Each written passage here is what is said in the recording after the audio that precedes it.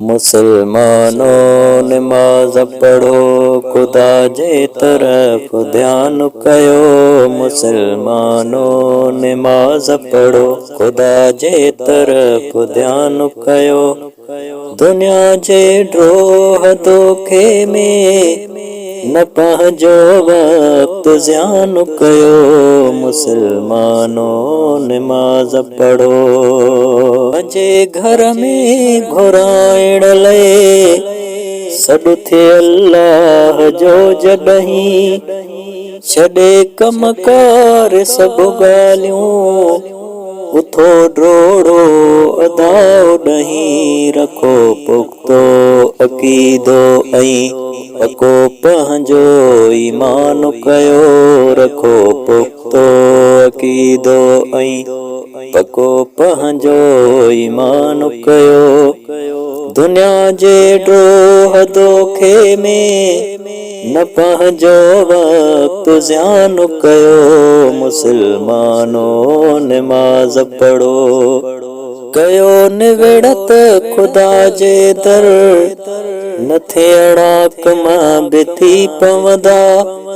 कंदो वाबा ज़बाननि ते, गुनाह बेही छणी पवंदा। कयो निविड़त ख़ुदा जे दर, न थियणा कम बिथी पवंदा। कंदो आबा ज़बाननि ते, गुनाह बेही छणी पवंदा। दुनिया ऐं आख़िरत जे लाइ कठो कोई समान कयो। दुनिया जे ड्रोह धोखे में न पंहिंजो वक़्तु ज़ियान कयो। मुसलमानों नमाज़ पढ़ो,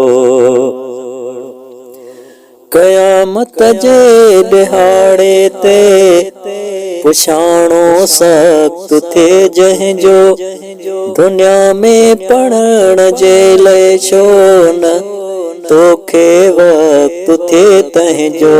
मिले हर गंज थो पोइ बि अवां उनखे अदा न कयो। दुनिया जे ड्रोह धोखे में न पंहिंजो वक़्तु ज़ियान कयो। मुसलमानों नमाज़ पढ़ो, मोहम्मद खे मिलियो तोहफ़ो, असांखे उन पुॼायो आ। हुसैन करबला में ॾिस, कीअं उनखे निभायो आ। मोहम्मद खे मिलियो तोहफ़ो, असांखे उन पुॼायो आ। हुसैन करबला में ॾिस, कीअं उनखे निभायो आ। पंहिंजो घर सिर लुटायईं हो, तहीं सजदो क़ज़ा न कयो। दुनिया जे ड्रोह धोखे में न पंहिंजो वक़्तु ज़ियान कयो। मुसलमानों नमाज़ पढ़ो, जा मौला मुसलमाननि सभिनि खे तूं नमाज़ी कर सां क़बूल अब्दुल जब्बार जो ही अर्ज़ आज़ी कर।